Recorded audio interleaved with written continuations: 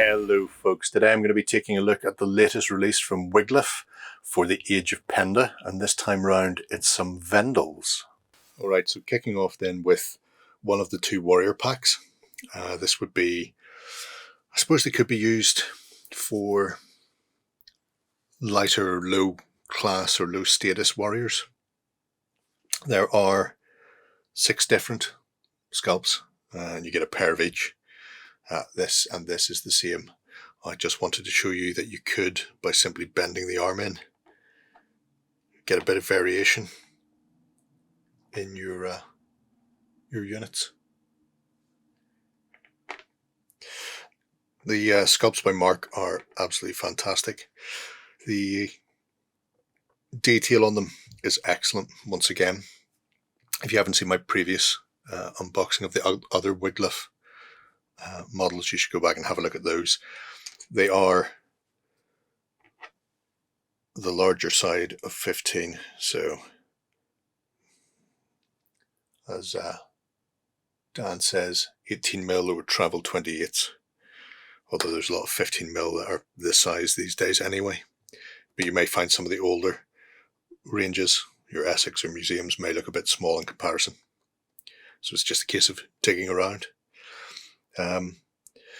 The models themselves are based on research done with Dan and Mark collaboratively. So things like the overwrapped jacket or overwrapped tunic that they're wearing is distinctive from the sort of period artwork. Daniel suggests it may be some sort of heavy fabric or leather as a bit of sort of light armour. Hasn't done skirmishers for this pack. Doesn't think that they would probably have worn this wrap round, which means you can use the skirmisher from the previous pack. But again, really nice. These are produced by I believe North Star are supplying them, so probably casting as well. And the casting quality is excellent as always. You will need to supply your own spears, but you can do that with either metal or brush bristles, depending on your point of view. So a really nice set of warriors. I just bring in the new ones. Okay, so our higher status nobles, professional warriors, whatever you want to call them, they've all got chainmail on. They don't like being killed.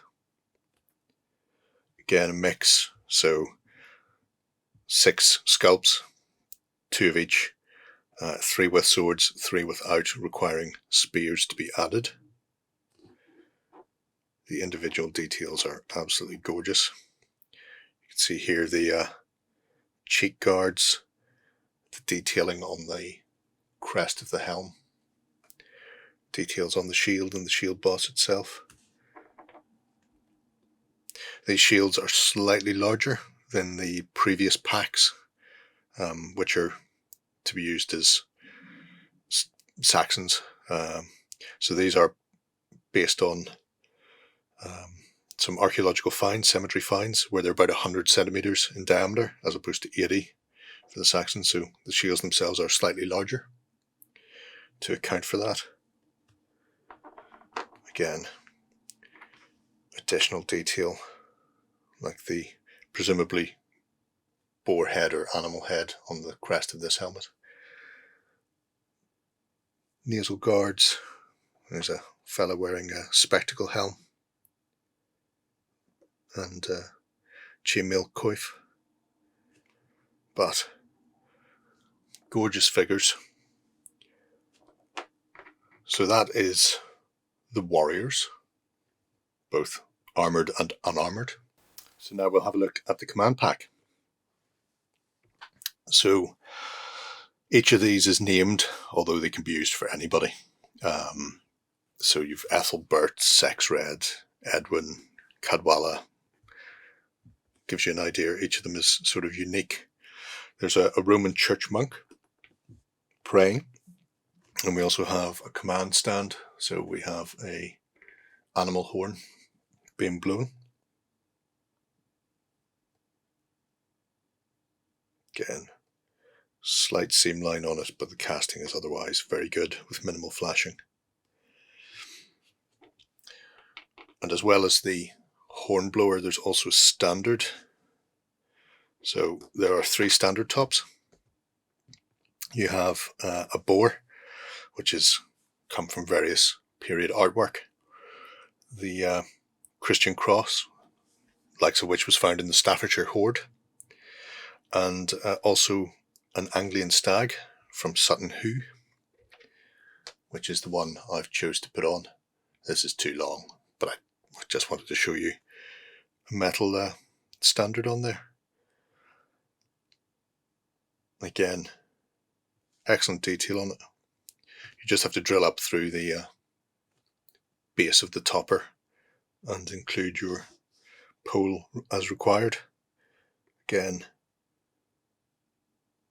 really nice detail, meaning you can build up your command stand whatever way you want. Each of the scalps is very distinctive, from this shaven chap wearing a set of scale and has the sort of leather strips that looks like a Roman influence, which makes sense. This would be post-collapse of the Roman Empire in the West. So you had obviously the Romano-British, but other cultures that traded heavily with them. Again, crested helm and some sort of animal fur. Bit of flashing to be cleaned up on this one. Really nicely detailed arms and armour. This massive fellow with the huge crested helm, and hopefully the camera picks up the detail, sort of the individual panelling on the helmet, which is insane for 18s. But I'm so happy they've done it, because wow, why would you not? And again, detail on the boss there as well. So that's the command stand or command group pack, which shows you kind of where they're going. So now you have your English or Anglo-Saxons kingdoms and some Vendels. So from that period between the Viking invasion and the collapse of the Roman Empire, you had the Vendel period in Scandinavia. So really interesting to see somebody tackling a period of Scandinavian history that isn't really covered on the tabletop, but for 200-300 years, from about middle of the 500s, so middle of the 6th century, until they started invading everyone at the end of the 8th century. Very important point in time. And again, at this scale and with these figures, you can play out a whole range of games. Obviously, they're made for Age of Penda and will fit perfectly with the packs already available. So you get a lot more variation now. You've got another set of commanders that you can drop in. And yeah, should be fascinating to see these on the tabletop. Okay, there we have it. Vendel Miniatures for Age of Penda. Lovely set for 18mm. They are exquisite. The detail on them is just simply superb.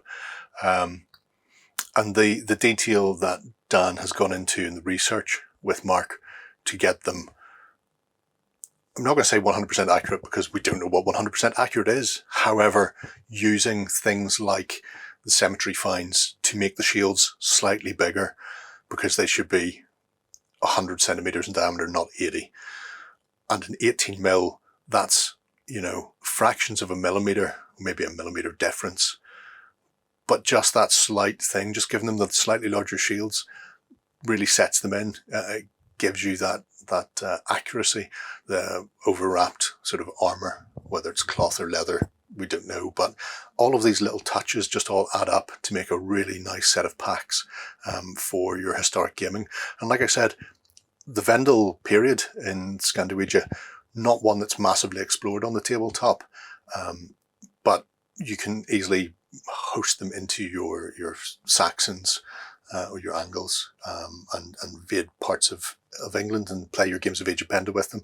Or you can set up a whole new Vendel culture and play out some wars in around there between themselves and the Germanic tribes around the bottom of modern day Denmark. Lovely figures. Once again, Mark Cobblestone's sculpting is stunning. But yeah, it'll be very interesting to see where they go to next. The plans for the range is to continue 7 packs now with those Vendels, and I'm looking forward to seeing what comes next. Let me know what you think below, folks. Until next time, bye-bye. Go ahead and check out our other content on screen now. And while you're at it, why not hit subscribe and remember to ding our dong. Go on, you know you want to click it. Go on.